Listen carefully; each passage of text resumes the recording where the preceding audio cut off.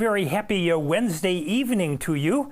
If you've just stumbled upon us on YouTube, this is a beginning amateur radio class in order to obtain your amateur radio license in the United States. The first level of license is the technician class license, and you achieve that by passing a 35-question multiple choice test that is given in your area, or you can actually find resources online.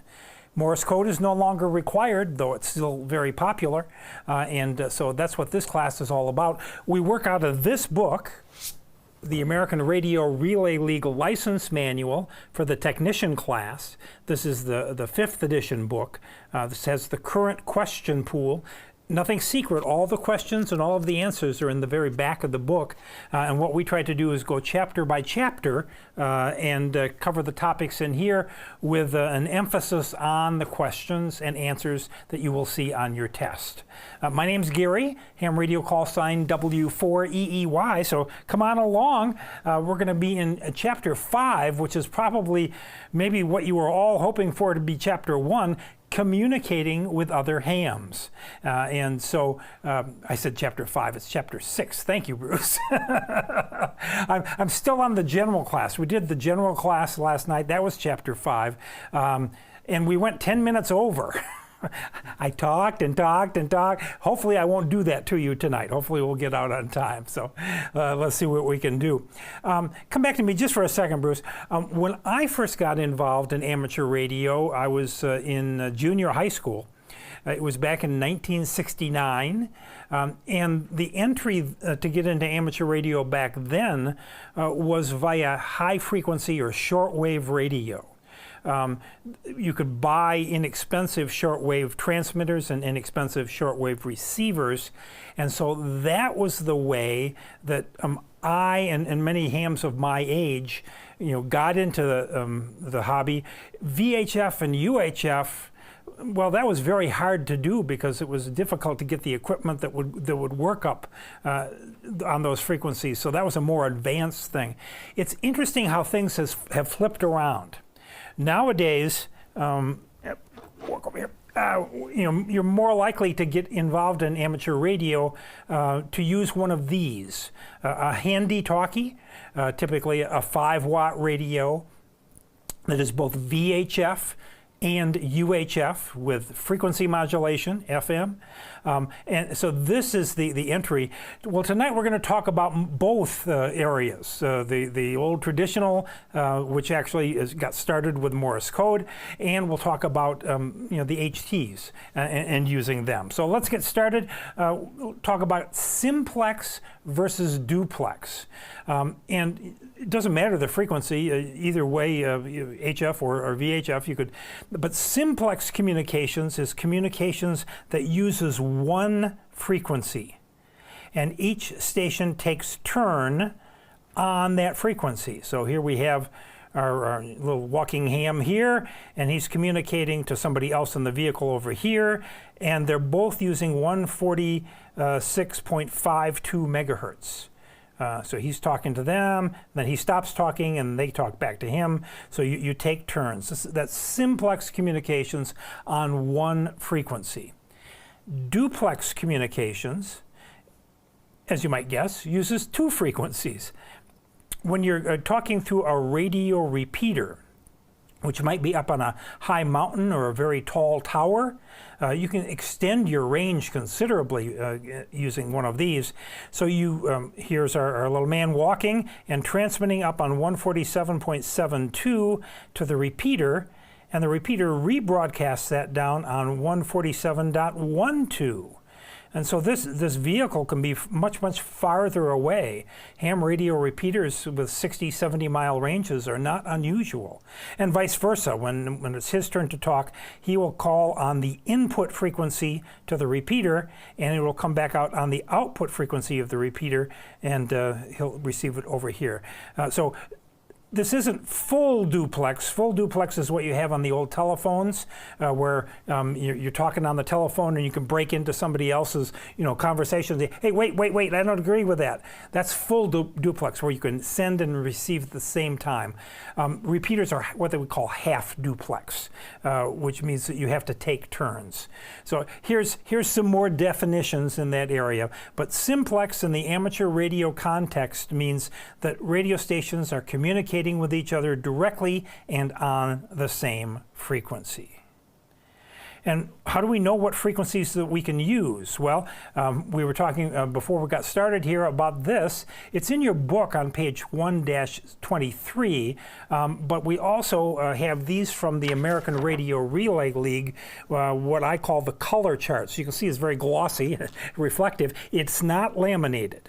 But it is glossy, and it has all of the frequency allocations for amateur radio operators in the United States by band, and the bands are designated by approximate wavelength of that band. So we have the 80 meter band, we have the 40 meter band, or VHF, we have the 2 meter band. For UHF, we have the 70 centimeter band. That has to do with the approximate wavelength of the signals there. And on the back of the color chart, we also have a map of the United States with the various districts. Down here in South Carolina, where am I? We're down here in Foreland, over here. So, yeah, oh, thank you. See, I almost did it again. Bruce gave me the key word. I need to spotlight you, spotlight me, so everybody can see me better in the Zoom classroom. There, apologize for that. So wanted to point out that a question that you might see on your test is, can hams use single sideband on VHF and UHF bands? Well, you'll know this if you look at the legend there on the right-hand side, and you see the color code. And if I look at it, that phone single sideband is green. So you can look on the VHF and UHF bands, 2 meters or 70 centimeters, and you'll find that yes, technician class hams can operate single sideband on all of the VHF and UHF bands. So that's one way that this comes in handy.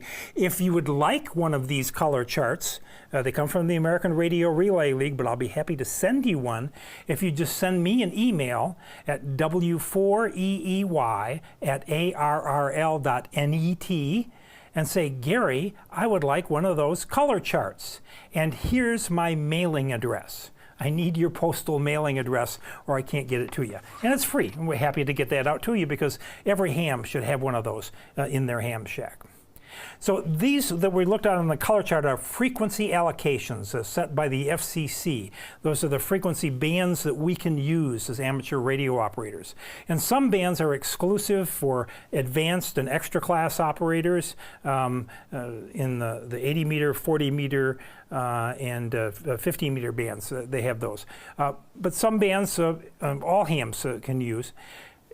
Within that, though, there might be an idea that we would want to know, well, if I want to operate this mode of operation, this type of modulation, well, where should I go? Where would I hear people doing this?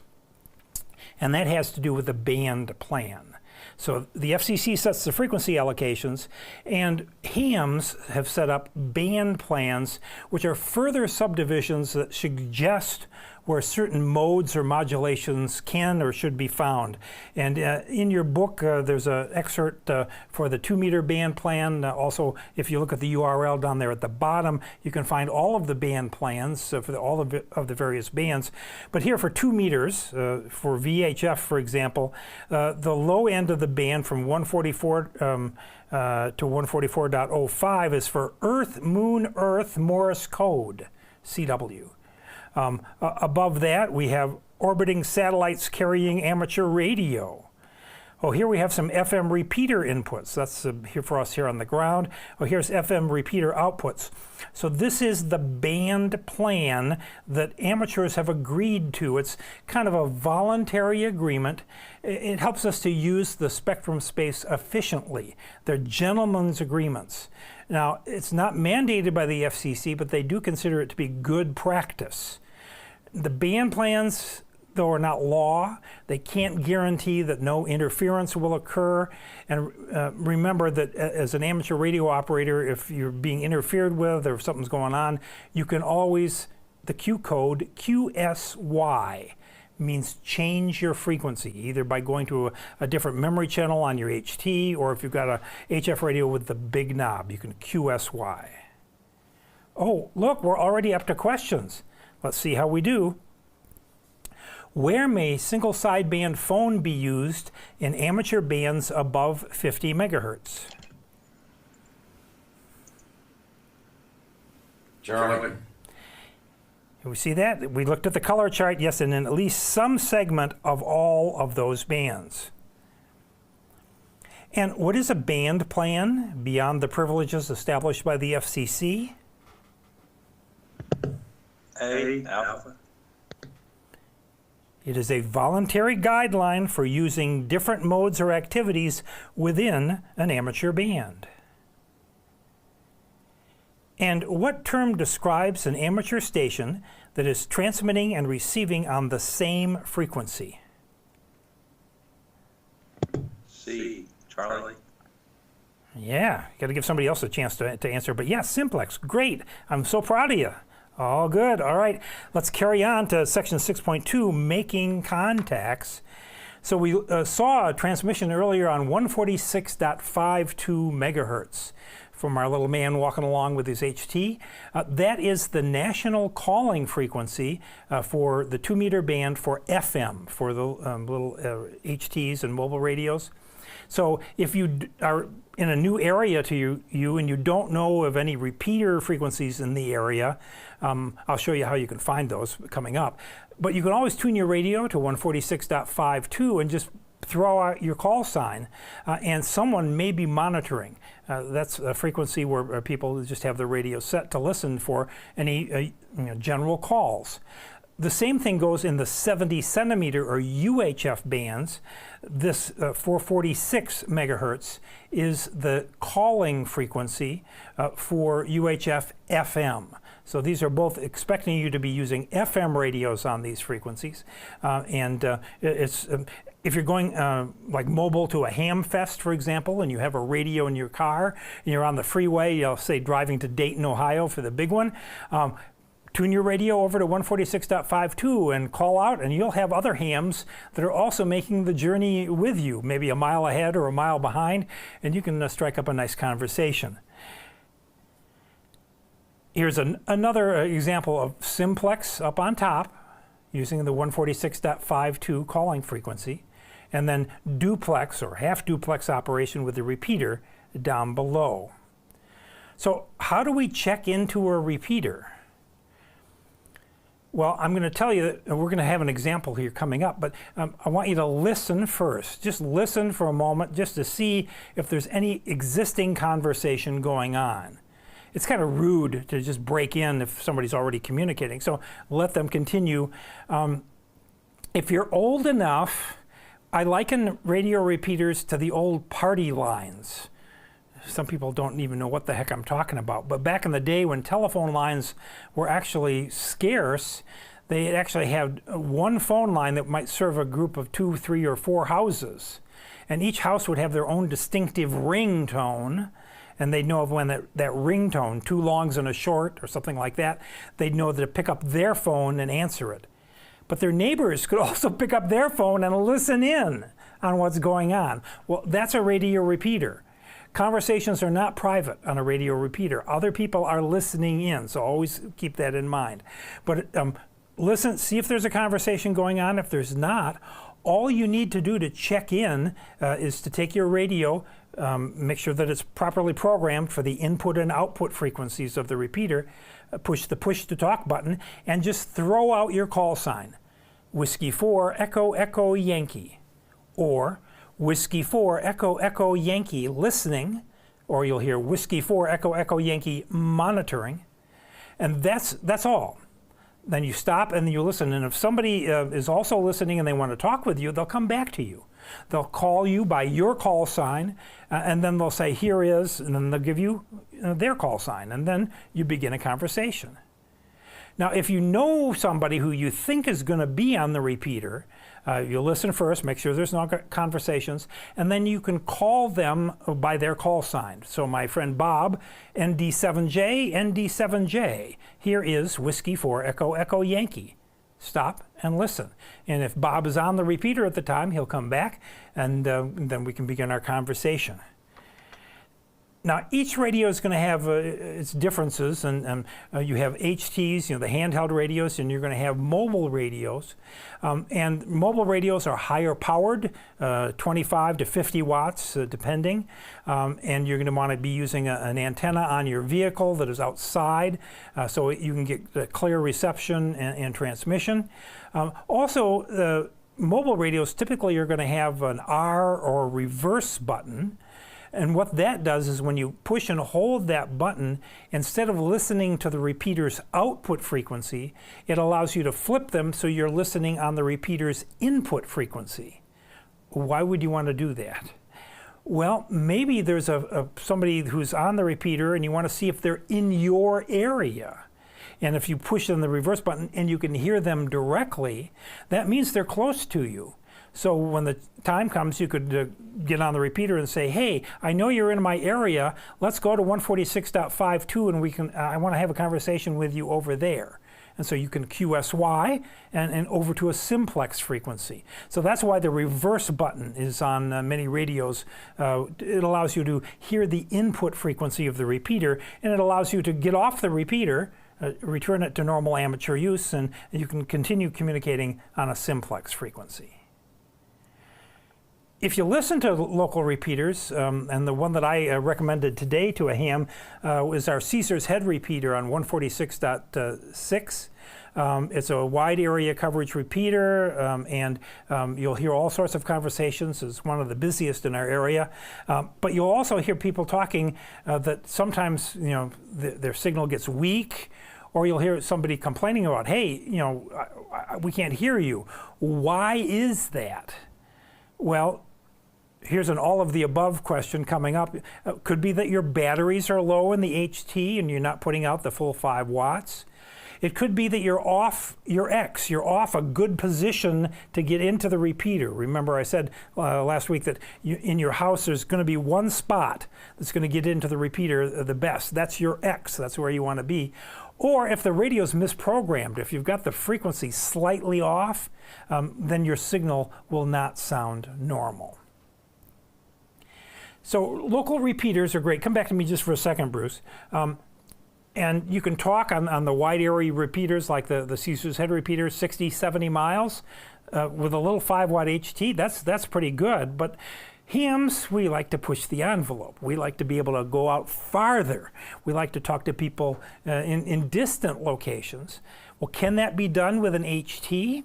It can through something called repeater linking. And with the analog repeaters, FM repeaters, there are 2 primary ways that the repeaters can be linked. One is called Echo Link, and the other is called IRLP, for Internet Radio Linking Project. The repeaters are actually connected via the internet, and then using voice over internet protocol and commands that you, as a ham, when you're given the keys to the repeater, when the repeater operator says, okay, here's the instructions on how to do it, there's a keypad on the front of the radio, corresponds to the keypads on a touch-tone phone. And if you press in 1, 2, star, and then maybe a 4-digit number, and then star, what happens, it will open up a link from your local repeater to another repeater at a distant location, or to another ham who might be directly connected to Echo Link. So that's how you can link via a small radio to from an amateur radio repeater to another amateur radio repeater.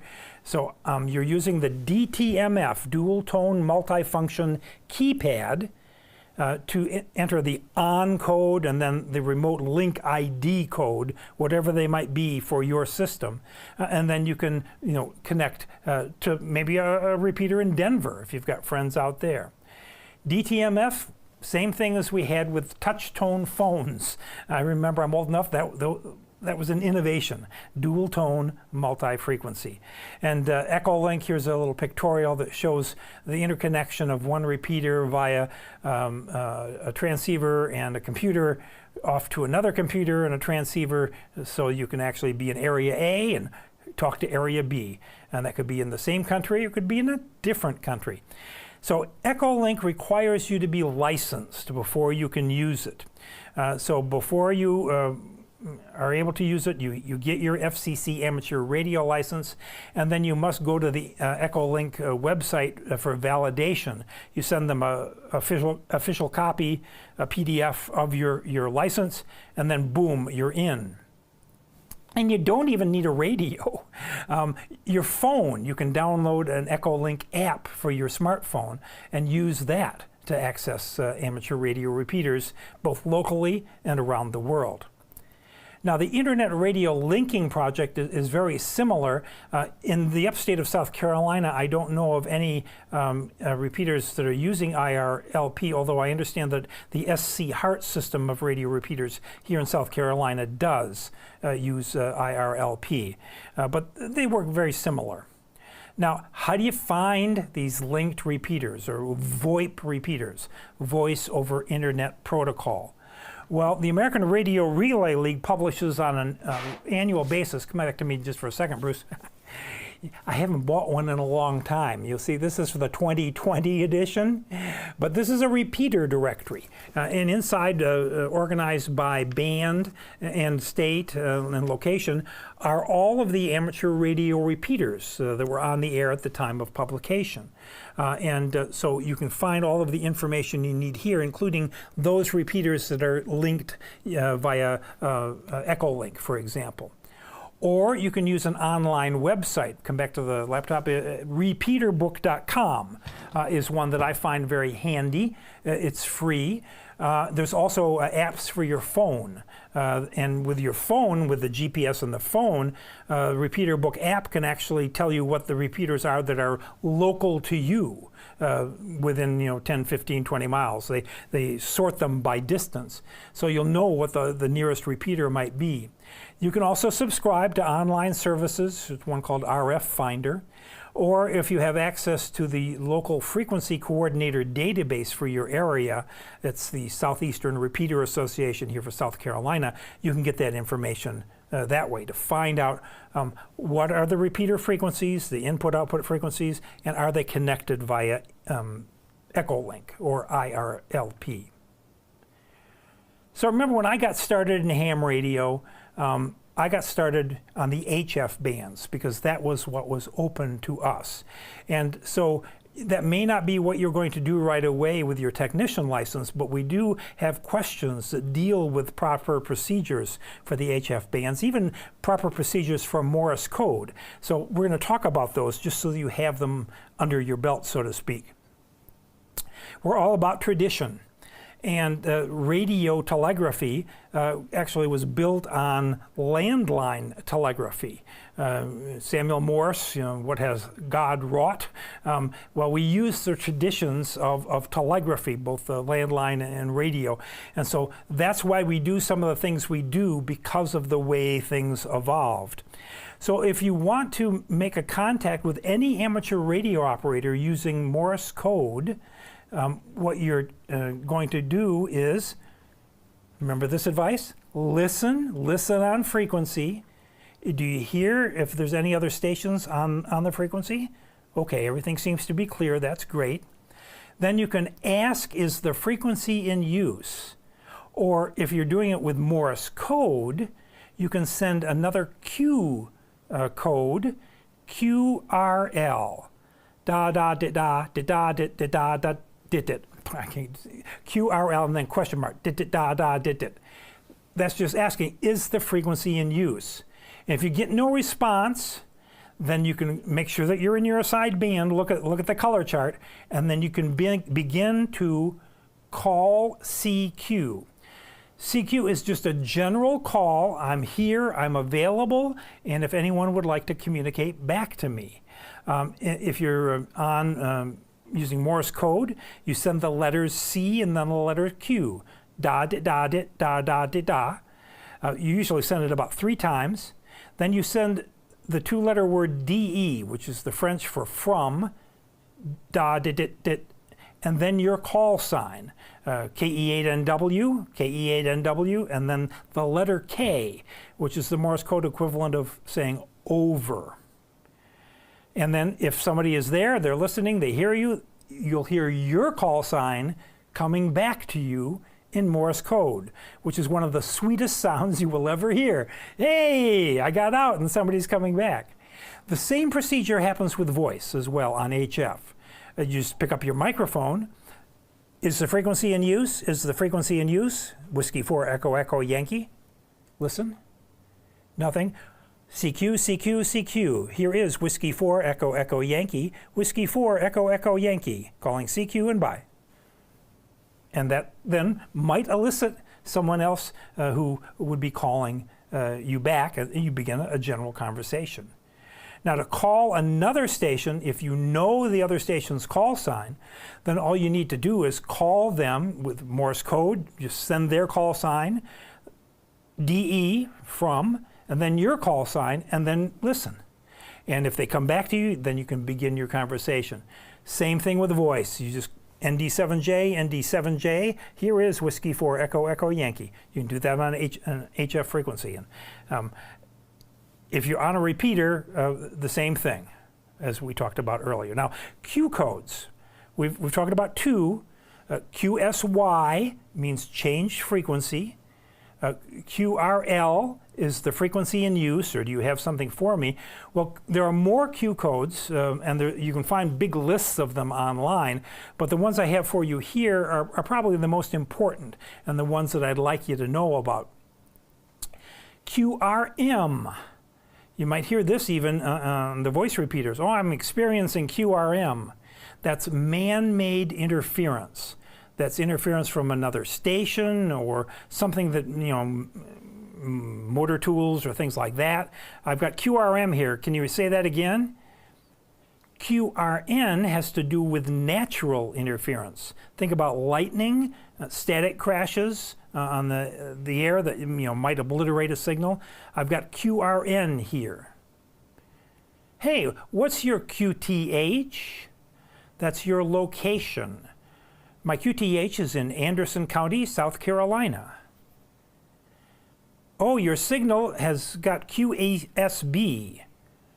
Signal fading. Your signal is coming up and then down and up and then down in signal strength. QSB. QSY, we talked about that. Changing frequency using the big knob. QSL, that's a confirmation. Hams have for a long time sent QSL cards, which are postcards that confirm that we made a radio contact. But it can also, in a general sense, just mean you're confirming something. I'll see you at 5 p.m. QSL? Yeah, QSL. Means he was asking a question, and then you responded with QSL, acknowledging it. And all of the Q statements can be a statement or it can be a question, just depending on how they're asked. Or with Morse code, you send a question mark after them, then definitely it's a question. And then QRZ. We always say QRZ, not QRZ. QRZ means, do you have anything for me? Do you have any traffic for me? Or in the case of a contest or a DXer, QRZ can mean next station, please. So QRZ. These are the Q codes that I'd like you to know about. Something else you might exchange information, during a contact is where you are located. And I said Anderson County, South Carolina, but there's also an official way that you can indicate where you're located. It's known as the Maidenhead Locator System. And typically it's 2 letters and 2 numbers. It can be more than that if you want to be more precise to your location, but 2 letters and 2 numbers. So at my old QTH over in Greenville County, I was in Echo Mike 85. That was my Maidenhead coordinator. Now here in Anderson County, I'm in Echo Mike 84. And so those are information that you may actually hear exchanged on the air. I think we heard it last week when we were listening to the Aurora contacts. They were exchanging Maidenhead coordinators. All right, new topic. Come on back to me just for a second. I hate to say this. I mean, I've been involved in amateur radio for a long time. It's the greatest hobby in the world. I love it. I'm enthusiastic about it. But it's got people in it. And sometimes people can be their own worst enemy. I'm talking about the children in the hobby, not youngsters, but people who never grew up, who get mad when they can't get a contact. You're making the contact, but I can't get through. Wah! So what sometimes these children will do is interfere with a deliberate station, deliberate contact. It's called DQRM, or deliberate QRM, intentional man-made interference. It's never okay. It's not good. Children are doing this. And if it becomes a real problem on VHF or UHF, there are local hams who have direction finding equipment who can locate where the transmitter is coming from. If it's on an international basis, if it's on the HF bands and it's interfering with a de-expedition, okay, they're kind of busy right now, but there are a lot of three-letter agencies out there, and there's a lot of amateur radio operators in those three-letter agencies, and they have resources to actually find where an errant HF transmission is coming from. There was a famous case in Italy where there was a ham that was causing deliberate QRM.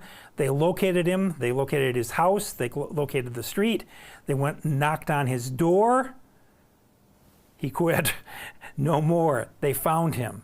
So don't do it. I don't expect you to do it. But if you do hear it, it happens. Just QSY, go on about your business someplace else. I mentioned direction finding. Direction finding is also part of the hobby. It's called fox hunting, where clubs will actually put out a low power transmitter in a hidden location, and you use a directional antenna like this gentleman is using here, and you point it and you see where the signal is coming from, or if the antenna has a strong null, where the signal is not, and then you can proceed in that direction to find the fox. It's kind of fun, and it's kind of like hide and seek, but radio-wise. So that's called fox hunting, using directional antennas. Another fun thing to do, and if you've got a radio, an HF radio this weekend, tune in to the ham bands, because this weekend is the American Radio Relay League single sideband DX contest. And the bands will be packed with both the US and international hams who are contesting. And in a contest like this, you try to work as many stations as you possibly can in a limited period of time. And each contest has an exchange. I believe for this upcoming contest, it's for American hams. It's a signal report, which in contests are always 5.9, the best you can give. Readability and strength. Readability 5, strength 9. 5.9, and South Carolina, Sugar Charlie, would be my exchange in the contest, your state. Now the international stations have a different exchange they give back to you, and you record that in logging software on your computer, and you see how many stations you can work. It can be a lot of fun, and it's really challenging to both the station and operator. If you want to get into contesting, find somebody who's doing it and ask to sit in. That'll be a good introduction. Another topic, fast scan amateur television. The old analog TV that we used to watch, with the tube type and even solid state TVs with the square picture 4x3, well, that still exists, and it still is available to amateur radio operators UHF frequencies and above, because the signal is about 6 megahertz wide. It uses the old NTSC color system, fast scan TV. And so if you get involved with fast scan TV, it's another aspect or niche in the hobby. Okay, here's some more questions. What is the national calling frequency for FM Simplex in the 2-meter band?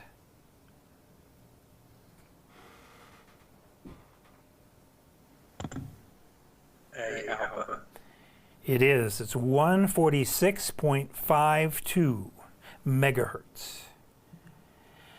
And what is an appropriate way to call another station on a repeater if you know the other station's call sign? Bravo. Yes, you say that station's call sign and then identify with your call sign. So how should you respond to a station calling CQ?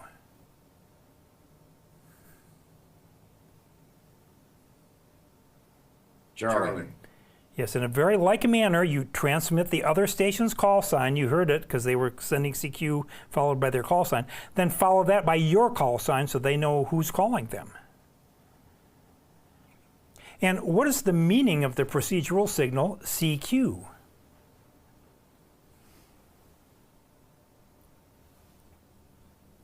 D delta.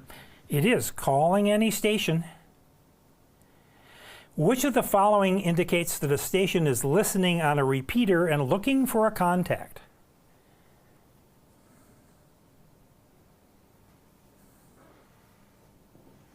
Bravo. They're checking into the party line, the station's call sign, their own call sign, followed by the word monitoring or listening. So what should you do before calling CQ?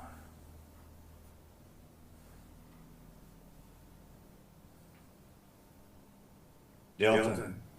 It is all of those. Listen first, make sure no one else is on frequency. Ask if the frequency is in use, and make sure that you are authorized to use that frequency based on the class of your license. All of those choices are correct. So how is a VHF-UHF transceiver's reverse function used?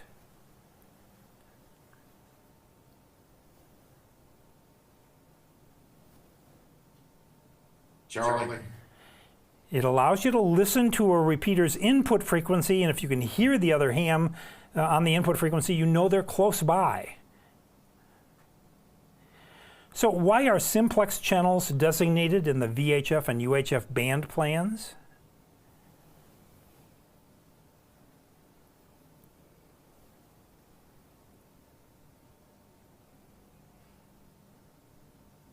Alpha. Yeah, so if you can hear that station, you know that they're local, then you can go to a simplex frequency, so stations within range of each other can communicate without tying up the repeater. You can return the repeater to other amateur use. So which Q signal indicates that you are receiving interference from other stations?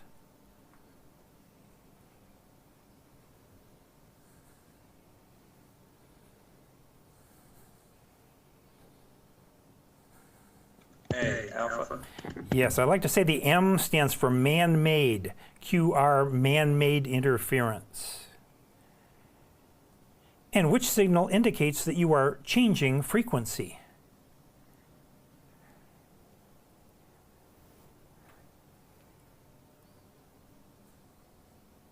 Charlie.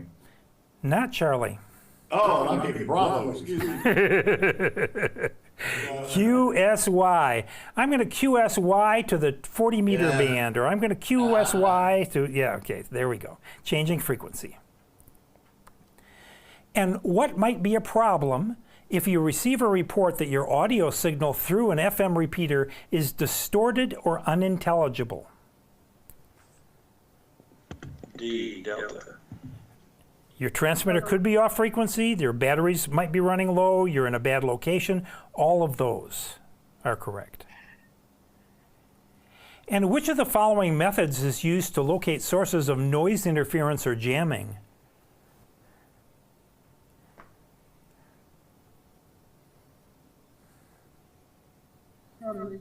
Indeed, Charlie, radio direction finding using directional antennas and other techniques.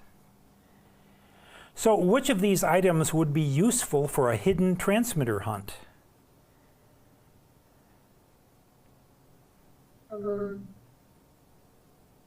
I didn't hear that one. Bravo. Yes, bravo. Very good. Thank you. A directional antenna. You point it in the direction of the transmitter, the weak transmitter, and the signal comes up. Oh, it's in that direction. That's fox hunting. And what operating activity involves contacting as many stations as possible during a specified period?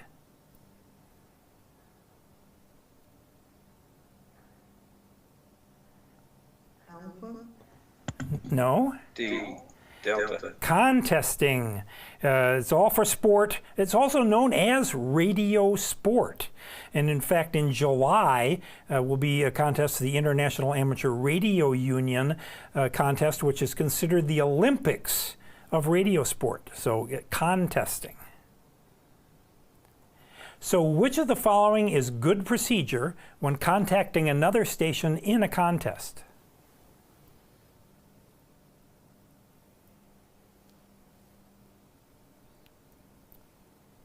Charlie.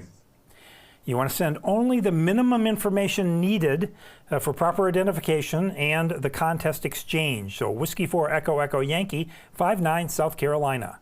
They don't need to know about your antenna. They don't need to know about your transmitter. They don't need to know anything else other than that. They'll put that in their log and they'll move on because they're trying to work as many stations as possible. But it is a valid contact. And you can say, yes, I did work that station in Crimea, and it's a valid contact. So what is a grid locator?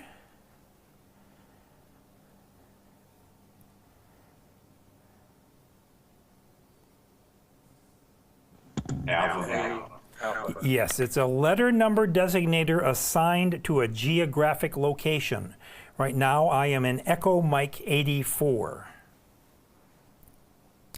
So what type of transmission is indicated by the term NTSC, which I always used to say is never twice the same color?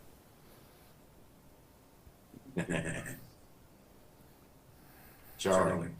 Yeah, it's an analog fast scan color TV signal, the old analog system. All right, using repeaters is section 6.3. We've already talked about some of this. Standard repeater offsets. We talked about having a repeater having an input frequency and an output frequency. And the offset between those two, there's a standard for 2 meters. It's plus or minus 600 kilohertz. That's VHF, 2 meters. And then for UHF, 70 centimeters, the standard is plus or minus 5 megahertz, a much wider difference between input and output frequencies. Now, there are repeaters with non-standard offsets. They're few and far between, but the repeater books or the apps that we have for the phone and whatnot will tell you. So here we have Jim, who is going to transmit, well, I guess Jim's output is 146.16, so that would be the input to the repeater, 146.16, and it's coming down to Tony on 146.76. So this is a plus 600 kilohertz offset on this repeater, and the same thing in going back in the other direction. So these are known as repeater offsets, the offset between transmit and receive frequencies of the repeater. Now we mentioned repeaters and working through them, and we mentioned that in the repeater directories there's going to be information about which repeaters use voice over internet protocol. Well, also the repeater itself may have some controlled access provisions, some ways to keep people who don't know the proper procedure to set up their radio to get into the repeater.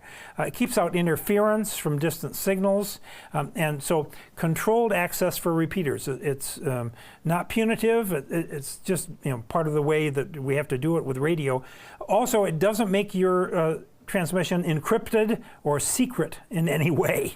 Anybody can monitor the transmissions, but some repeaters require a PL tone, also known as CTCSS, continuous tone coded squelch system. It's a subaudible tone. It's a tone that is below the normal voice range, and you can program your radio. Even the little inexpensive HTs can transmit CTCSS tones when you program the radio, so that automatically this tone will go out, and the repeater might require it in order to open up and retransmit your signal. Also, there's something called a DCS tone. That's another way that you can control access. And in repeaters in Europe primarily, they sometimes require a tone burst of 1750 hertz before their repeaters will access. I don't know about any in the United States that do that. But the CTCSS, also known as PL, private line, or GE called it channel guard. These are the tone frequencies, the sub-audible tones. These are in hertz, and they are transmitted along with your normal microphone audio. DCS patterns are here. It's a digital pattern. And all of this information are either in the repeater directories or in the Repeater Book app that you might have for your smartphone, or repeaterbook.com. And all of that information is public, and we'll let you know what's going on. Come back to me just for a second. So we've been talking about these radios, FM radios, 5-watt radios using frequency modulation, and VHF and UHF. But recently, in the last 5 to 10 years, there's a new class of radios that have taken over from FM radios, especially in public service, police departments, public safety, fire departments, etc. You'll hear about their systems are moving into digital systems. And they're very, very powerful radio systems. It allows interoperability. So that was a problem with 9/11 in New York, that fire departments couldn't communicate with police stations, couldn't communicate with other people because there was no interoperability. They couldn't talk because they all had their own independent systems. So digital radio came to the fore, and it allows, through linking via the internet and other links, and knowing specific talk groups and IDs and whatnot, for one department to talk to another department, maybe for a brief period of time, for a special operation or something like that. Well, of course, that kind of thing filtered down into the amateur radio community. And there are 3 primary flavors of digital radio that are active in amateur radio. There are some other smaller ones, but we'll talk about 3 tonight that I want you to be aware of. And the first is digital mobile radio, called DMR. It's one of the big 3. It's a European telecommunications standard, but it's used commercially here in the United States by Motorola. Here in the upstate of South Carolina, it's one of the digital voice modes that are active. There are UHF repeaters, for example, here in Anderson County, in Greenville County, and all over the state. Digital mobile radio uses digital voice, so the voice that you speak as an analog sound is converted into ones and zeros, and it's the ones and zeros that are transmitted out and then reconstituted as audio on the other end. Now, the other 2 digital voice modes are D-Star and Yaesu Fusion. We'll talk more about those in a second. But DMR, very complex, very powerful system. This is the system that I talked about with public safety that a lot of them are using. Before you can get your DMR radio to work, you have to register at the URL down at the bottom there and get a DMR ID. And it's a number that will be assigned to your call sign. So your call sign and this number will forever be linked together. And in that way, then you're part of a directory structure of the DMR system. And you can't use the radio without a valid DMR ID. So that's a unique thing to DMR. The other systems don't require you to do that, but DMR does. If you'd like to know more about DMR, and that's the other thing, I hope you're attending local ham radio club meetings, maybe as a guest, just to sit in and find out what's going on, and find out from members there what digital voice modes are going on here in the area. Because it makes no sense for you to buy a DMR radio if in your area everybody's using Yaesu Fusion. So find out first, and that can save you a lot of money and a lot of aggravation. Also, to set up a DMR radio is not trivial. In other words, it's difficult. So find somebody who's already been successful at it and say, hey, can you help me? Can you teach me? Can you show me? Can you program my radio? And I'll watch and I'll absorb. And DMR resources are also available online. Here's some information and URLs here. A DMR radio must be programmed with something called a code plug. It contains all of the information that is necessary for the radio to operate on the channels and talk groups that you want it to operate on. Code plugs are not trivial. Here's a YouTube video, for example, on how they're done. But DMR is great because they have linked repeaters. They have talk groups with a 4-digit ID that you can actually join in. DMR is unique in that it has one radio channel, but it splits it in two using time slots. There's time slot 1 and time slot 2. And so you can actually have two different independent, separate communications, voice communications going on the same radio channel at the same time. The first time you key up a DMR radio, it synchronizes with the network, and from then on it will always be in time with that network. The radio channel has a 12.5 kilohertz bandwidth. Remember, we said that a normal FM channel is between 10 and 15 kilohertz bandwidth, so that's right about the same. And it uses access control much like the PL tone or the CTCSS, but sometimes it's color-coded. So red access for this repeater, or green access for this repeater, or blue access for that repeater, and knowing what all of these are and how to program them into a DMR radio is key.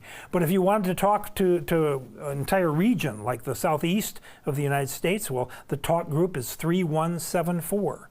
So you can program your radio and program the repeater to go out to talk group 3174. And you can make a communication to this entire region using the very powerful DMR, digital voice mode. And as I mentioned, time slots. In that one 12.5 kilohertz wide radio channel, you can actually have two conversations going on at the same time. One is occupying time slot 1, and one is occupying time slot 2. So that's probably more information than you ever wanted to know about DMR radio, but that's one of the digital voice modes. The second that I'd like to talk about is D-Star, which was a standard established by the Japanese Amateur Radio Society and brought forth by ICOM, but other manufacturers, Kenwood, for example, and others also are using the D-Star standard. It's very similar. It's a digital voice mode, but you can also transmit texts or data or images using a D-Star. Here's a URL for a video on D-Star for Dummies, which I am actually still a D-Star for Dummy because there are no D-Star repeaters in this area, so I don't have access to any of those. In D-Star, your call sign is your identity. Remember, in DMR, you had to get that special number that was your DMR ID. In D-Star, the first thing a D-Star radio will ask you is, what's your call sign? And when you input that into the radio, then boom, that's your identity. There's also a nice PDF book here, a newbie's guide to using a D-Star. I believe it's available here at this URL over here. Now, the digital voice mode that I do have experience with is Yaesu Fusion, also known as C4FM. And Yaesu Fusion is a system that actually the local club, the Anderson Radio Club, put a Yaesu Fusion repeater on the air from the hospital here, which is not too far away from where I am located. And that gave me the motivation to go ahead and buy a Yaesu Fusion radio. And we're going to demonstrate that a little bit later tonight. Now, one thing to know, that a DMR radio cannot talk to a D-Star radio. A D-Star radio cannot talk to a Yaesu Fusion radio. So you need to know what's going on in your area to make a decision about if you wanted to get involved in digital voice on the radio. Also, with any of these radios, DMR, D-Star, or Yaesu Fusion, you can have in your own home something called a hotspot. Looks very much like that up there in the upper right-hand corner. It's a combination of hardware, firmware, and software, probably running a Raspberry Pi, that enables an amateur radio enthusiast with an internet connection to link directly to digital voice systems around the world. And so I have one of these downstairs in my workshop, and we're going to demonstrate that here in just a second. I want to demonstrate two radios tonight, and the first one is the TID Radio H3. It's a 5-watt UHF VHF radio, an FM radio, available on Amazon. They're about $30, $35. This is the radio that I'm currently recommending as the first radio to buy. It used to be the Baofeng UV5Rs or some of the Baofeng family, but the problem is on VHF with the Baofeng radios, the spectral purity of those radios does not meet FCC specifications. I know because I've measured them myself. UHF is fine on those radios, but VHF, no. The TID Radio H3 I've also measured myself, and it meets FCC specifications for spurious output. So that's why I can recommend the TID Radio H3. And the other radio we're going to look at is a Yaesu Fusion radio. So it's a digital voice radio, and also it has analog FM for VHF and UHF. It's a more expensive radio. It's probably about $150 to $200. So it might not be the first radio you'd want to get, but it is an acceptable radio for Yaesu Fusion and very popular. And this is my hotspot that I have downstairs in the workshop. So we're going to use it to connect up to a regional talk group on the Yaesu Fusion network. So let's go over to the demonstration area.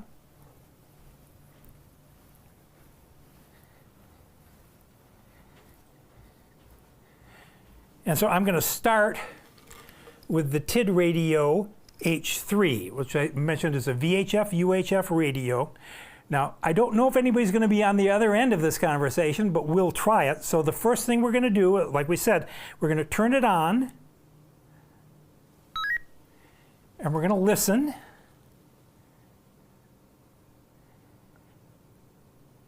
And I have it set for the local Anderson UHF repeater. Okay, there's nobody there at the moment.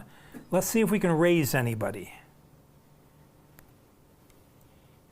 This is Whiskey 4 Echo Echo Yankee, looking for someone who might be able to come back to demonstrate amateur radio.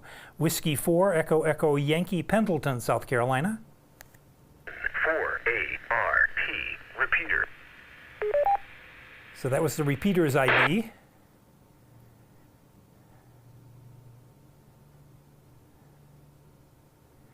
They can ID in Morse code, or they could ID using voice. Just looking for anyone who might have a moment to help me do a live demonstration of amateur radio through this repeater. This is Gary, Whiskey 4 Echo Echo Yankee.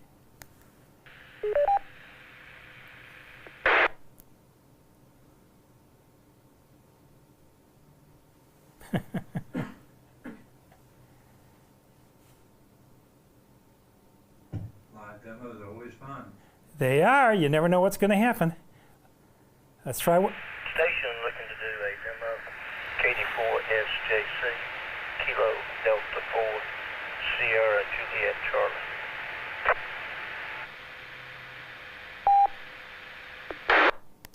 KD4 Sierra Juliet Charlie, good evening. Thank you for coming back to me. I'm teaching an amateur radio technician class, and it's an opportunity for me to demonstrate the use of a radio repeater. The name here is Gary, Golf Alpha Romeo Yankee, located in Pendleton, South Carolina.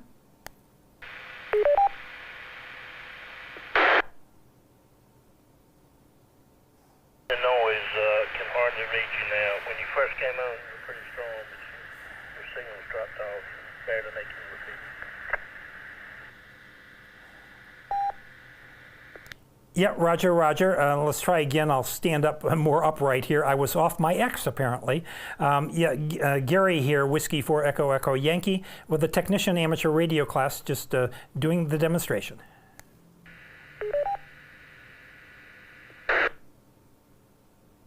You got back on your X. The signal's pretty good. WW4 Echo Yankee, I think. Kilo Delta 4 Sierra Juliet Drive. I am in Hartwell, Georgia on Lake Hartwell.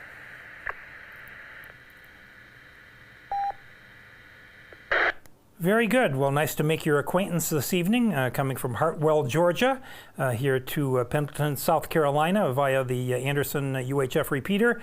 I appreciate the opportunity to have you come back and demonstrate this for my students. So have a great evening. Let me say 73, all the best.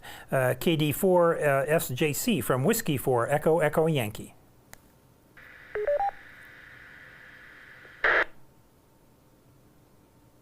Would you give me the location again, please, sir?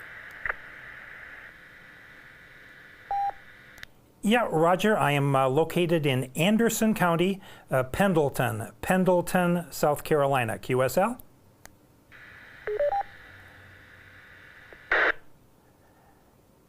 No, right where you are. Well, have a great evening. Nice to meet you. And do your class to study hard. But anyway, Whiskey 4 Echo Echo Yankee. Kilo Delta 4 Sierra Juliet Charlie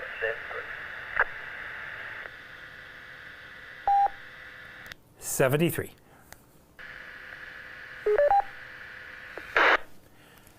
So there was a demonstration of an analog FM. Also demonstrated I was off my X. I had to hold the radio up in order to have it get to the hospital repeater there. So from Hartwell, Georgia, here to Pendleton, South Carolina, using analog FM. Not too bad. All right, let's move over to the Yaesu. This is the Yaesu 70R. And this radio is connected, or will be connected, to my hotspot down below. So let me turn it on. I remember where the button is. Pretty interesting. Oh. N70P. N70P, TFAYY. Well, you're quite the computer guy, man. I really love it, you know. Clever. It's a clever idea, and clever that you got it all up and running. Yeah, my hat is off for you, man. I think that's really, really neat. Yeah, okay then. How's everything, Greg? I hope everything's going well. And have you been on the HF end? They have been rather disappointing here. I was telling John, KZ4JON here on his net today. So I'm turning off just for a second. So this that we're listening to right now is a talk group from Kansas City, Missouri, Kansas City wide. But here we are in South Carolina on a little radio via my Zoom spot down in the workshop, and we're able to hear, and obviously a conversation is in progress, so I'm not going to break into it, but we'll listen a little bit more, and maybe the opportunity will present, we can maybe make a contact. You know, I mean, the bands are crazy over here. But have you been on the HF band at all?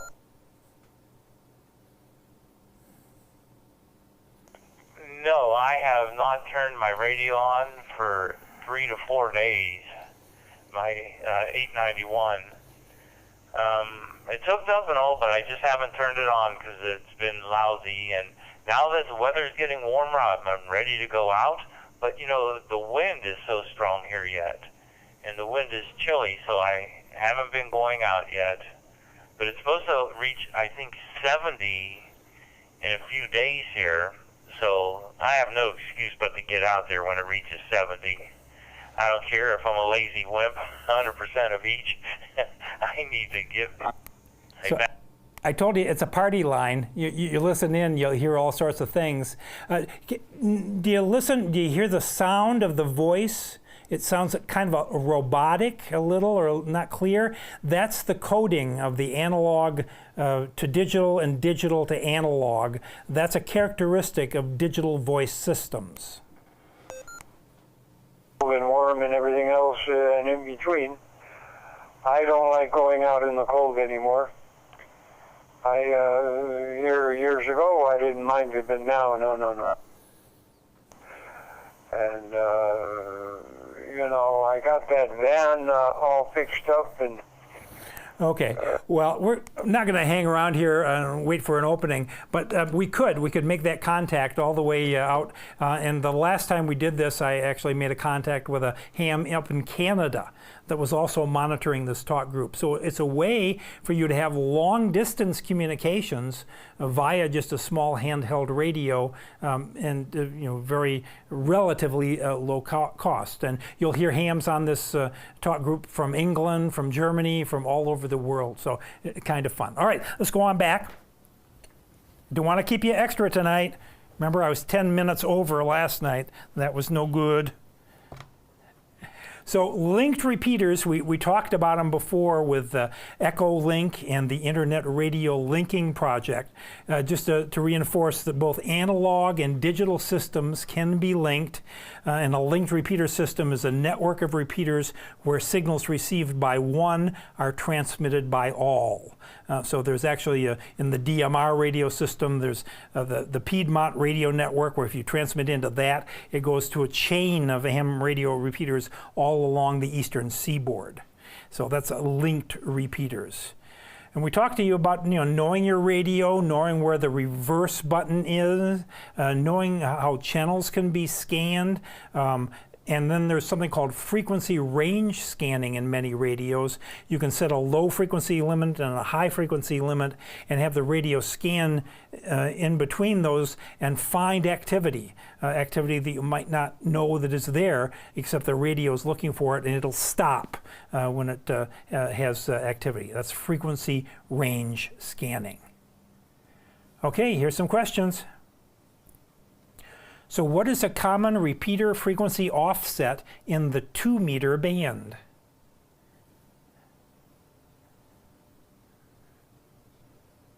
Bravo. Yeah, plus or minus 600 kilohertz.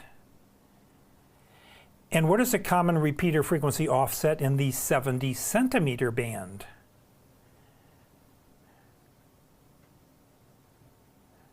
Alpha.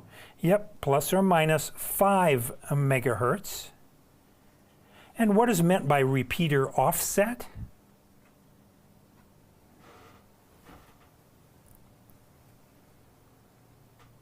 Alpha. It is the difference between a repeater's transmit and the repeater's receive frequencies. And what term describes the use of a subaudible tone transmitted along with normal voice to open the squelch of a receiver or a repeater? D delta. CTCSS, also known as PL tone. So which of the following describes a linked repeater network?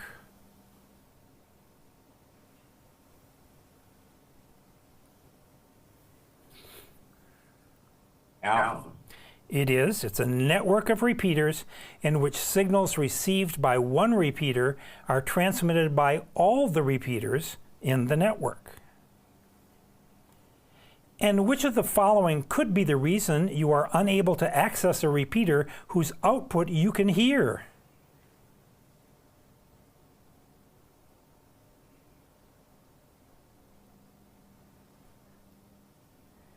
Delta.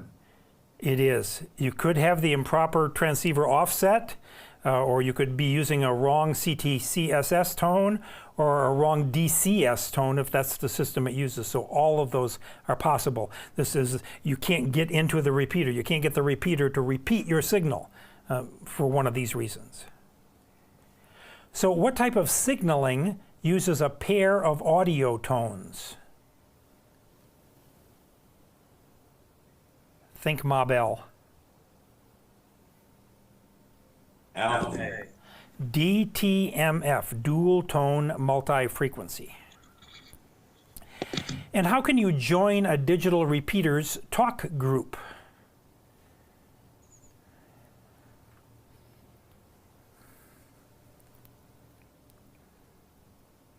Charlie.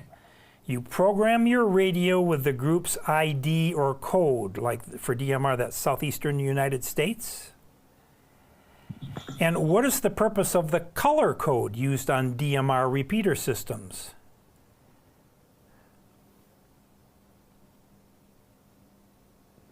A alpha. It limits access. You have to know the right color in order to get it to work. So it must match the repeater's color code for access.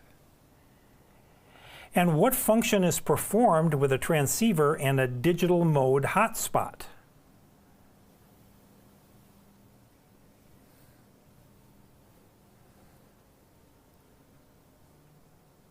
Alpha. It's what we just were listening into the Kansas City wide group there. It's communication using digital voice or data via the internet, via a hotspot. And what does the scanning function of an FM transceiver do?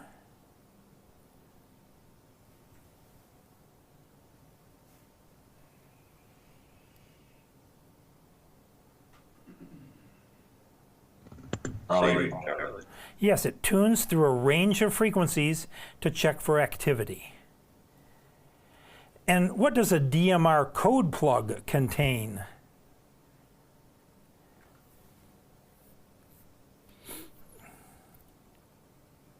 I may not have enumerated it, but it is B. It's all of the access information that you need for repeaters and talk groups. And how is a specific group of stations selected on a digital voice transceiver?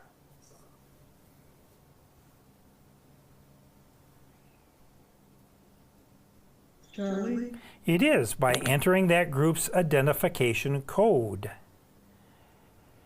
And which of the following must be programmed into a D-Star digital transceiver before transmitting? So this is D-Star.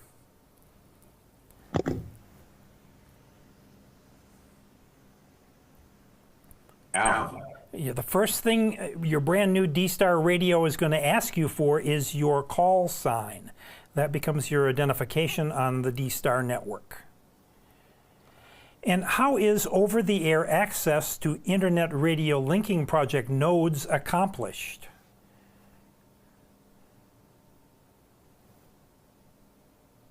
How do you make the repeater link? Bravo. By using your touchpad on your radio, the DTMF signals. And what is Voice over Internet Protocol?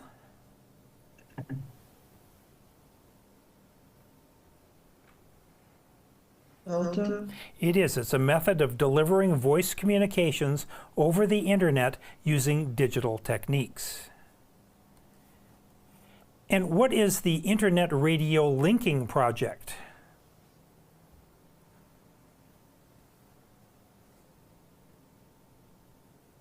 Alpha. It is. It's a technique to connect amateur radio systems such as repeaters via the internet using voice over internet protocol. There's Echolink and there's IRLP.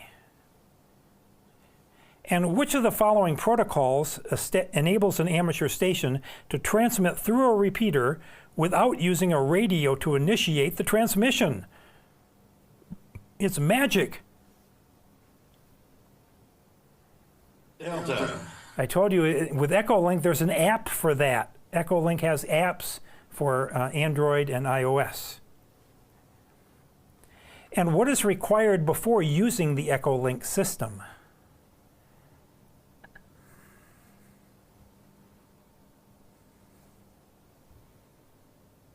Charlie, Yes, you must register your call sign and provide a proof of license to Echolink. Otherwise, I'd have you use it to listen in on repeaters. So what is a talk group on a DMR repeater?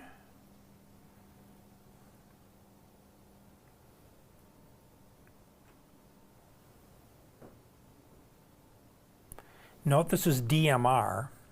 Bravo. Remember, DMR has 2 time slots, so it's a way for groups of users to share a channel at different times without hearing other users on the channel. I'm not real happy with this question, but that's what the answer is. Yeah, that's kind of. Yeah. So which of the following describes DMR?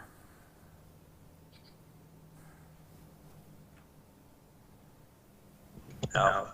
It is. It's a technique for time multiplexing 2 digital voice signals on a single 12.5 kilohertz repeater channel.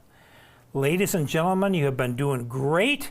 It is time to get up and move around and stretch. Go get a drink of water or something. Let's come back in 5 minutes, and we'll be talking about nets in section 6.4. See you in a bit.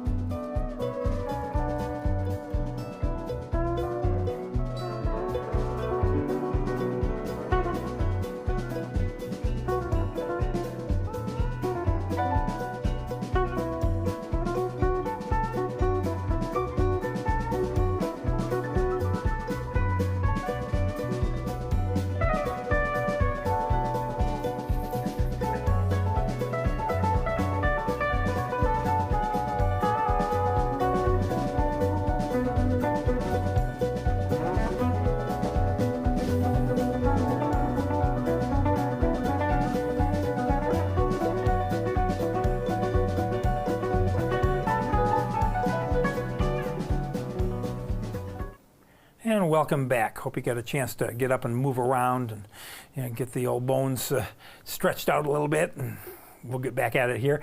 We're going to talk about nets, which I guess is short for networking. But ham radio nets are a thing on both HF and VHF UHF. Nets are gatherings of amateur radio operators on a specific time or frequency to talk about social things, or to pass traffic to the national traffic system, or to discuss severe weather that's going on in the area. All of those can be topics for nets. And when you're checking into a net, whether it be a VHF UHF net or an HF net, there's going to be a network control station. So if you hear about a net that you think you might be like to be active in, or if you're dialing around the band and you hear a net, well, stop and listen for a while. Some nets are formal, like the traffic handling nets. They've got a protocol of the way that they want to operate. Others are much more informal. So listen and find out what's going on. Listen for and identify the network control station, their call sign, and then follow their instructions. The network control station, he or she, is the boss. And so don't transmit on the net until they say so. And they will probably invite check-ins. Is there anyone who would like to check into the net? Please come now with your call sign. And then you can throw out your call sign on frequency, and they'll acknowledge it, and then maybe listen for a few more others, and then they'll take you in turn to see if you've got anything that you'd like to share with them, or to say hello, or things like that. And there's a regular net that meets on the Anderson repeater that we were on earlier tonight. I think it comes up at 8:30. There's a regular net that meets on the Caesar's Head repeater here in our area at 9 o'clock every evening. And there are high-frequency nets all over the place that meet at certain times of the day. The Liberty Net here is one that was on 3950, for example. I don't know, maybe they're still going on. I haven't listened down there. So if you're in an emergency situation, nets can be your friend, because they're listening, they're looking for people. And if you hear a net and you're in an emergency situation, what you need to do is just, when there's a break, say priority, priority, or emergency, followed by your call sign. And the net will suspend operations and say, okay, the emergency station, the Mayday station, come now. And they'll get your call sign again. And then the most important thing that you can tell the net is your location, as specific as possible. Your Maidenhead locator is a good start, but then you need to tell them an address, because they can't get aid to you until they know your exact location. So that's something to keep in mind. So I mentioned some nets are message handling nets. Well, it goes back to one of these. Have you ever received one of these? I never did. Western Union telegram. It used to be the thing, because phone calls were expensive, especially long-distance phone calls. But telegrams were cheaper. In fact, if you go on vacation, they had a tour rate where you could send a telegram, back home, for only 35 cents. Of course, that's when 35 cents meant something. But well, amateur radio operators also provide messages, telegrams, or what we call radiograms. That's how the organization got started, the ARRL. It's the American Radio Relay League. Because back in the day, when the first stations were on the air in the 1920s and 30s, the typical range of an amateur radio station was about 20 miles. So in order to get a message across the United States, it had to be relayed from station to station to station. You could imagine lots of stations to go from the East Coast to the West Coast. And so that's how the national traffic system evolved. And it exists to this day. And it's a way that you can, again, pass messages, but it's also, they have these nets in Morse code or radio teletype or single sideband. It's a way to improve your skills as an operator by passing messages or radiograms, also known as traffic. And in each message, there's a way that it's laid out. There's a preamble, which gives a message its unique identity. It has a number, a precedence, any special handling instructions, and the call sign of the station of origin. A radiogram is going to have a notation of a check number, which is the count of the number of words or word equivalents in the text of the radiogram. That's its check number.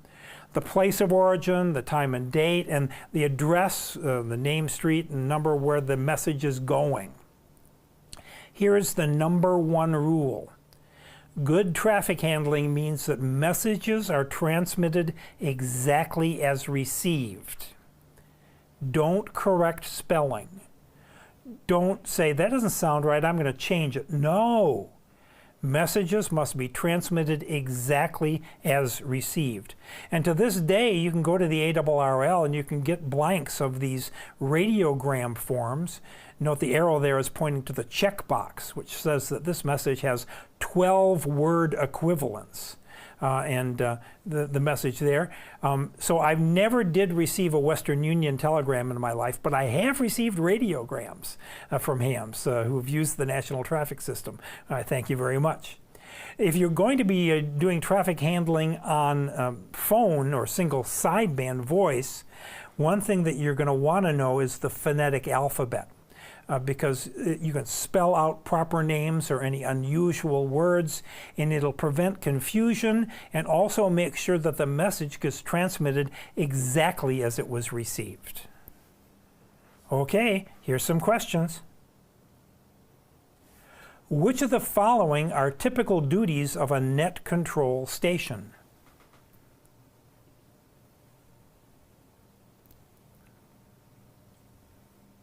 Charlie. It is Charlie. The net control station calls the net to order and directs communications between the stations that are checking in. And what technique is used to ensure that voice messages containing unusual words are received correctly?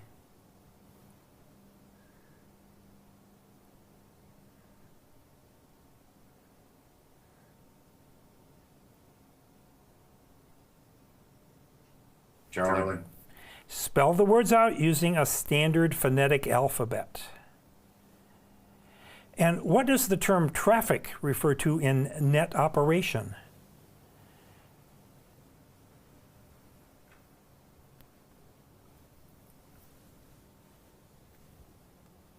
Alpha. Traffic are the messages that are exchanged by the net stations. And which of the following is standard practice when you participate in a net?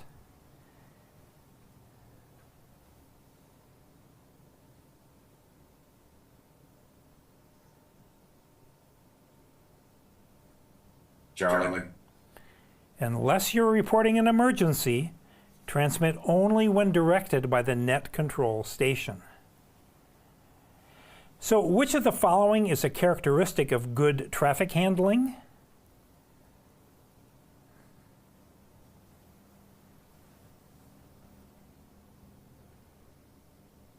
Alpha. Passing messages exactly as received. And what information is contained in the preamble of a formal traffic message? In general.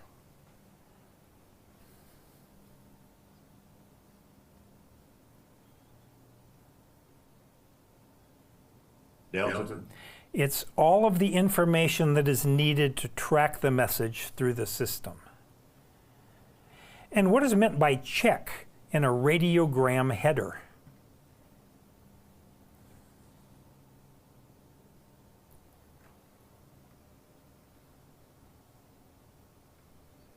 Alpha. Tom's got it. The number of word or word equivalents in the text portion of the message. That's the check number. Great. All right. Communications for public service. You may be involved in some of this or interested in some of this. Public service, amateur radio operators have been involved in helping agencies recover from weather events, catastrophic conditions, etc. And the two major organizations are RACES, the Radio Amateur Civil Emergency Service, and ARES, the Amateur Radio Emergency Service. And then possibly in your area, here in the upstate of South Carolina, there may also be a group, Skywarn, which is involved in reporting weather conditions to the National Weather Service.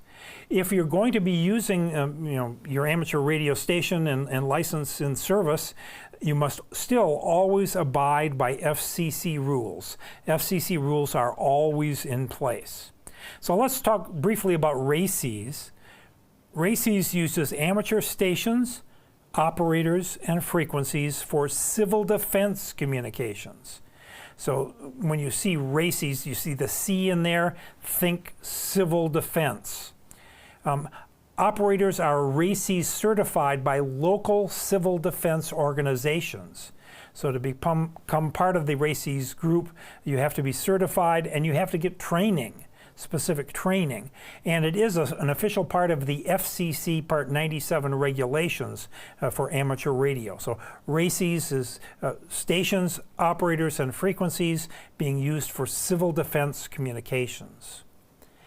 ARES, on the other hand, are licensed amateurs who have voluntarily registered their qualifications and equipment for communications duty in the public service. And here they're working with organizations like the Red Cross. These are mostly state-based. ARES groups are state-based where they're helping out in emergency situations. They may also liaise with public safety individuals as well. So that's ARES. ARES is coordinated by the American Radio Relay League. And then Skywarn is storm spotters and others who can report weather conditions or hazards or things like that to the Skywarn network in their area, who will relay that information to the National Weather Service. So here is an FCC rule. When the safety of human life and the protection of personal property is involved, you may operate outside the frequency privileges of your license. So theoretically, if your local public safety organization uses VHF or UHF and your Baofeng can communicate on those frequencies, could you talk to the public safety officers directly in case of the safety of human life or the protection of property in an emergency, and no other means were available, like you didn't have a cell phone that could call 911, then yes, technically you could come up on their frequency and directly ask for help. More likely it would be if you're on an amateur radio frequency, you have your technician license, but you need to get on 20-meter voice in order to get help. That would be allowed where if you don't have any other means of communication. But if you do either one of those things, you're going to have some splaining to do. You will, in the end, have to explain the way you were thinking and why it was that. If you have a cell phone and can dial 911, that is the way to go, because the systems are in place there to get the aid you need to you at the quickest way. So that's the way to do it. But if you're in an area where there is no 911 service, no cell service or whatnot, amateur radio can be a godsend. All right, more questions? What is the Radio Amateur Civil Emergency Service?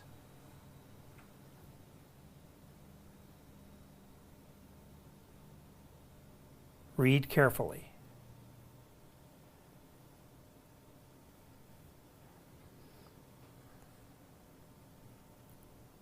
It's Delta. It is a radio service using amateur frequencies. It's a part of the Part 97 rules. It's a radio service using amateur stations, and it's an emergency service using amateur operators. All of those are correct. And when do FCC rules not apply to the operation of an amateur station?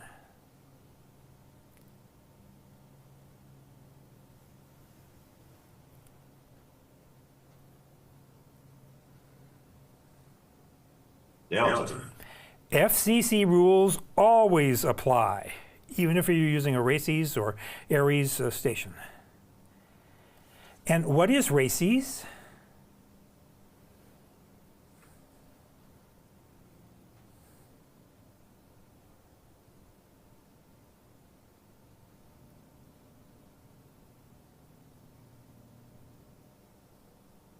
Delta.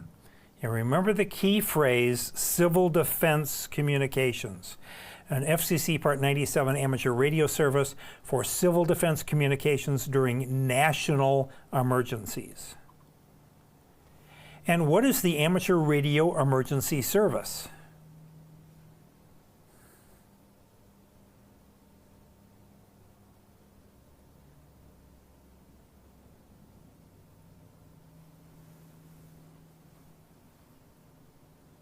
Alpha. Here the key phrase is voluntarily registered, a group of licensed amateurs who have voluntarily registered their qualifications and equipment for communications duty in the public service. So are amateur station control operators ever permitted to operate outside the frequency privileges of their license class?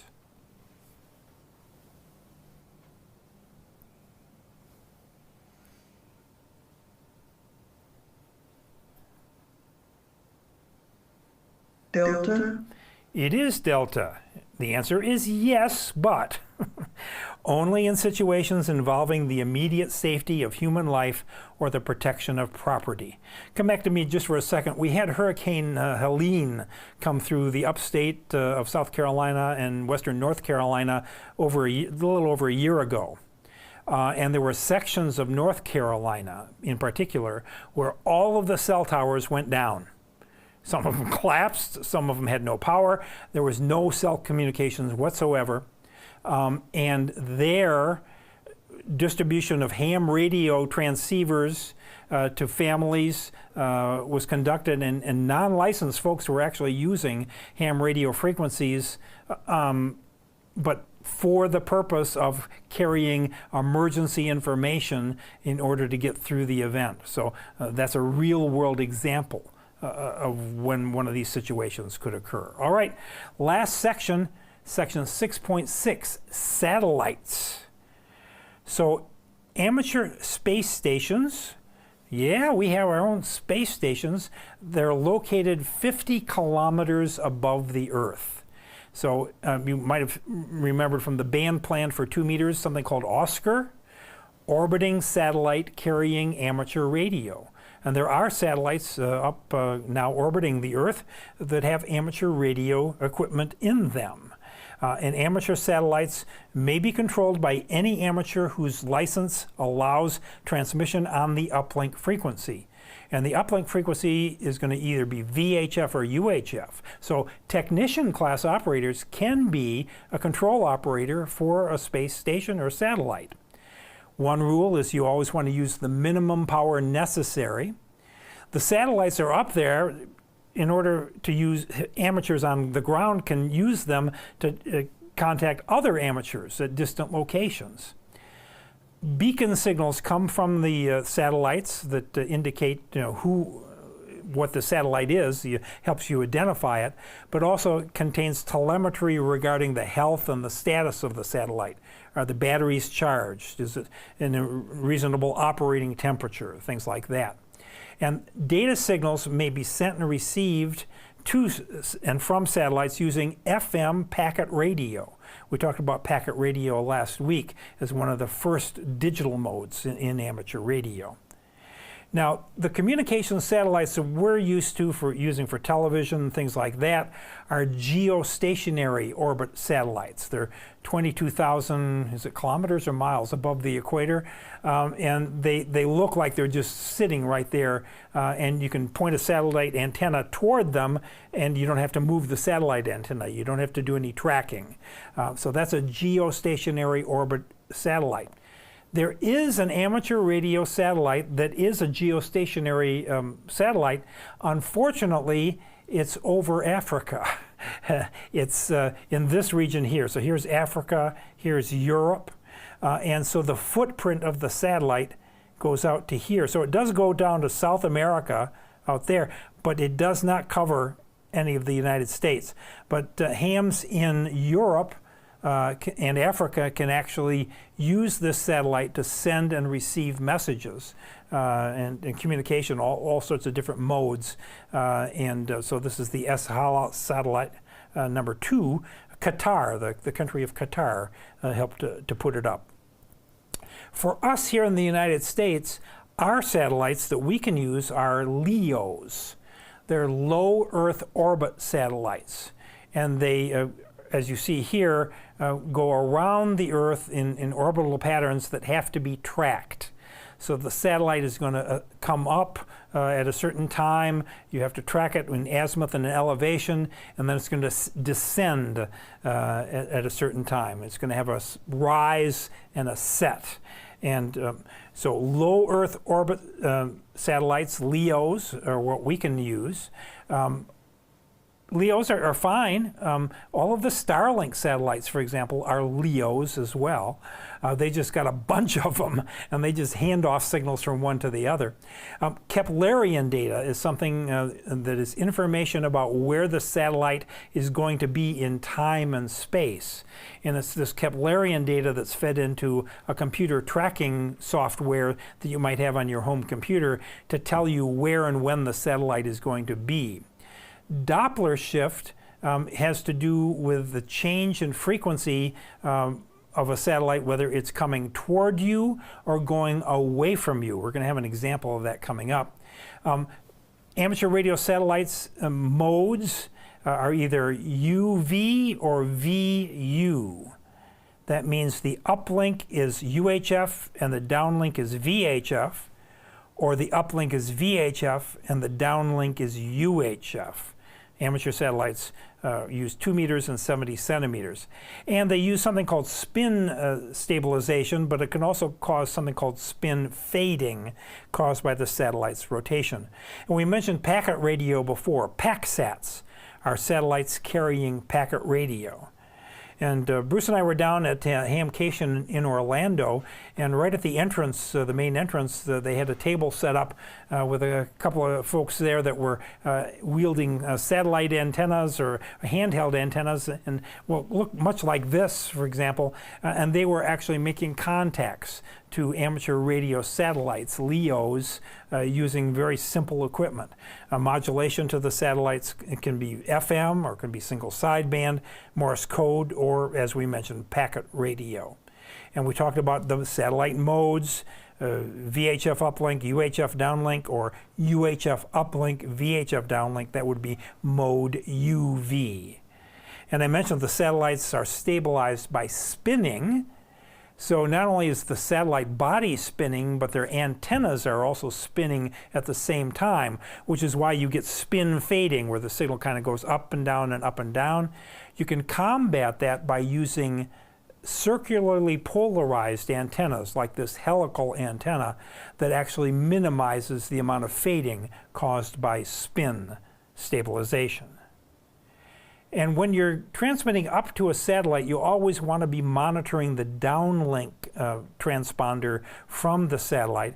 And we mentioned you always want to use the minimum power necessary, and you know what's going on. You can use a software-defined radio like this SDR Play to look at the downlink band from the satellite, and you can look at the signal strengths of the various signals that are on the satellite, and you want your signal coming back from the satellite to match these. You don't want to overdrive the satellite, because the satellite has a definite power budget. It's got batteries and solar cells. So if you transmit up too strong of a signal, it's going to try to transmit too strong of a signal down. It's going to take power away from all of the other signals that are on the satellite. You don't do that because you're known then as a power hog, and you're transmitting your call sign. So they know exactly who's doing it, and they'll knock on your door and say, hey, knock that off, don't do that. If you transmit with too much of a power signal to the satellite, it'll take power away from others who are using the satellite. So it's just being a good neighbor. All right, I mentioned the Doppler effect. You've probably all heard this. It's named after Christian Doppler. Let me get my headphones over here so that I can hear as well. And let's see if we can hear the sound of Doppler shift in audio. Do you hear the pitch there of the horn? It was high at first and then went down. Let's hear it again. So in audio, you heard the shifting of pitch there, but the same thing exists with radio signals. At least it was theorized that that would happen, as a satellite would come toward you, their frequency would be higher, and then as the satellite went away from you, their frequency would go lower. But nobody really knew. That was just a theory. And I don't know how old you are, but I'm old enough that I actually remember this event. In October 4th, 1957, I was 4 years old. And I remember the event because all the neighbors came over to my parents' house, and then we all tromped out to our front yard to look up to the sky to see this new thing called a satellite that the Russians had put up called Sputnik. And I swear one of my neighbors said he saw it going over. I didn't see it. I was 4 years old, but I do remember that. And it was postulated, remember, that Doppler would change the radio frequency. Ham Radio Club in Ohio, of all places, was instrumental in proving this concept. The St. Joseph High Radio Club, in the 2022 issue of CQ magazine, there's a great article on the club. They monitored the radio signals coming from Sputnik. And they proved, for the very first time, the concept of Doppler shift in satellites. So it was very close to the amateur radio 15-meter band, also very close to the 20 megahertz signal coming from WWV. So let's take a few minutes here and let's listen. This is the sound of Sputnik, and I'll listen in and I'll try to cue you as listen for the change in the signal pitch, which is the proof of Doppler shift.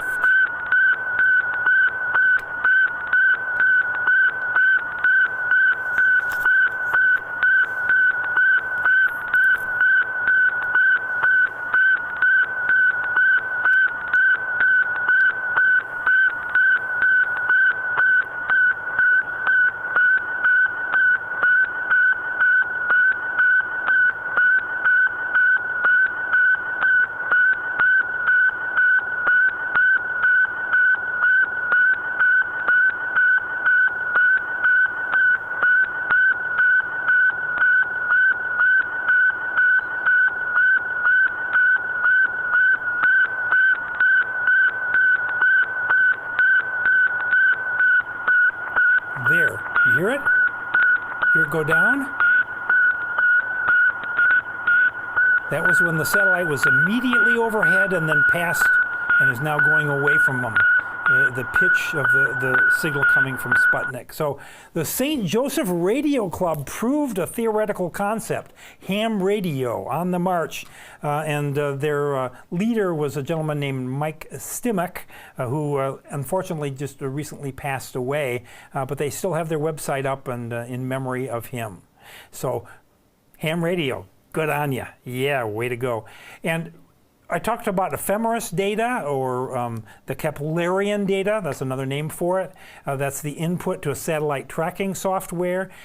AMSAT is the Amateur Radio Satellite Organization, and they're the folks that have the software that can use the ephemeris data to tell you where and when a satellite is going to appear.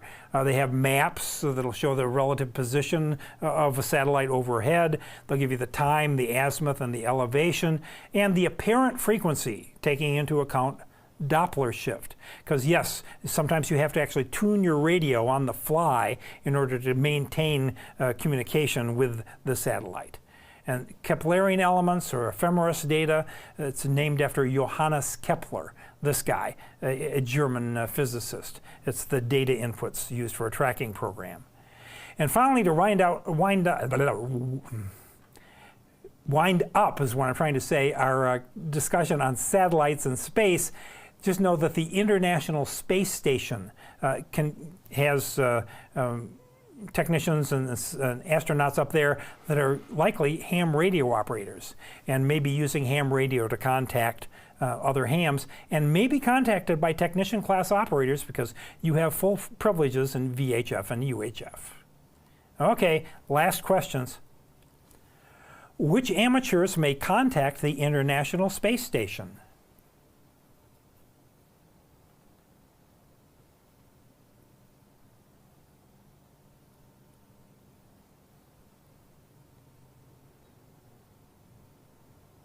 Bravo. Yes, any amateur holding a technician class or higher license. And what is the FCC Part 97 definition of a space station?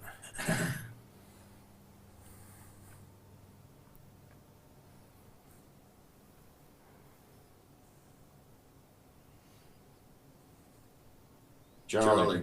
The definition says 50 kilometers above the Earth's surface. And who may be the control operator of a station communicating through an amateur satellite or space station?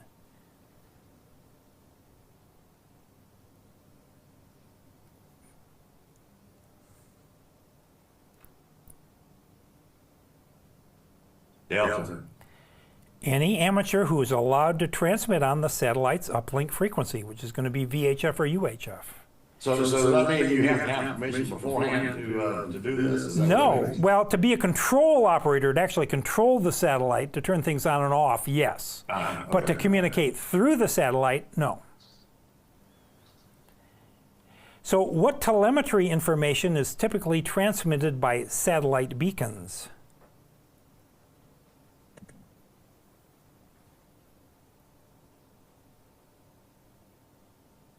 D.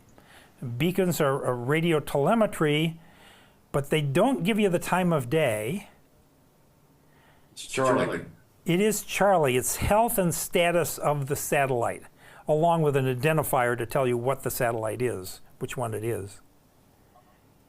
So what is the impact of using excessive effective radiated power on a satellite uplink?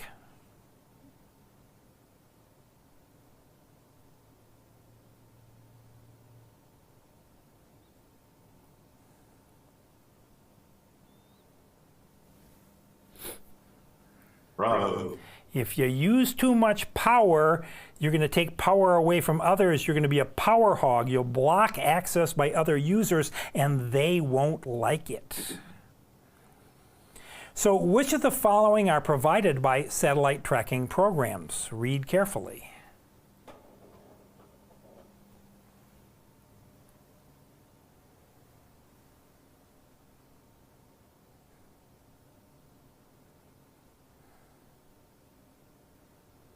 Delta.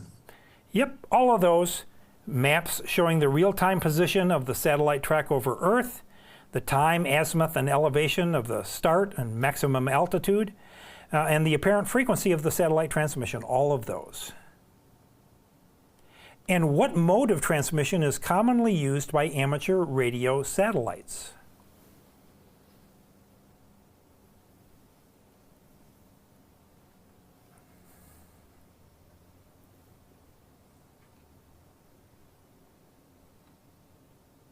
Delta. All of them, single sideband, FM, CW, and data. All those choices are correct. And what is a satellite beacon?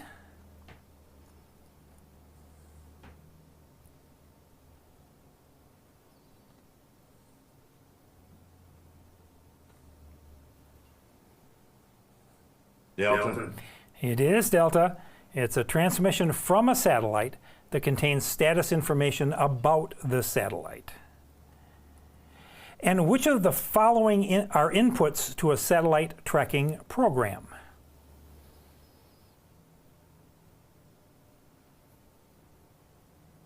Think about my German buddy Johannes.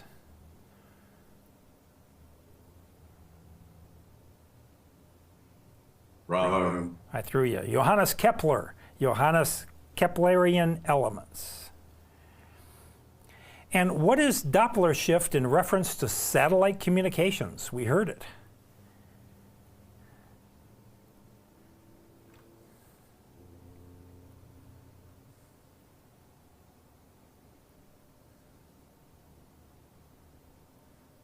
Charlie.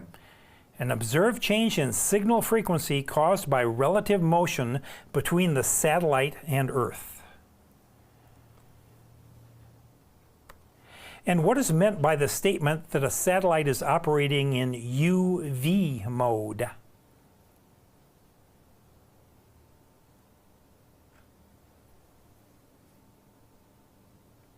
Bravo. It is. The satellite uplink is UHF in the 70 centimeter band, and the downlink is in the 2 meter or VHF band, UV. And what causes spin fading?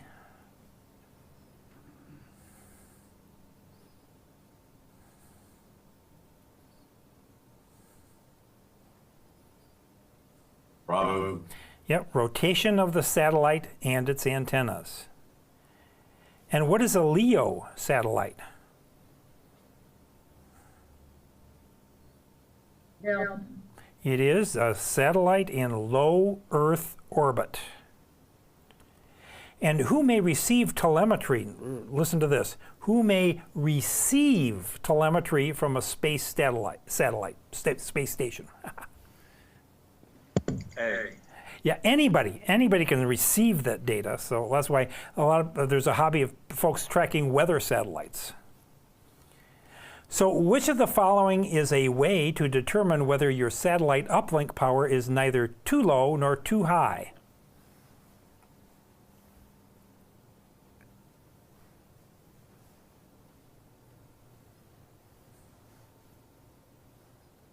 Charlie. Yeah, your signal strength on the downlink should be the same as the satellite beacon or other signals coming from the satellite. And that, ladies and gentlemen, is the end of Chapter 6. You did it. I'm so proud of you, and we got out more or less on time. Are there any comments or questions tonight before we get out of here?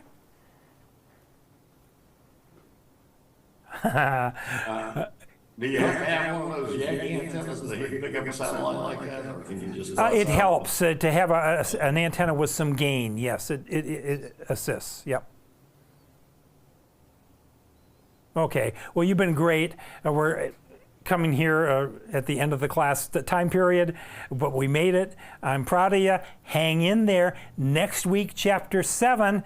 And until then, let me say, 73. See you next week. Thank you, Gary. You.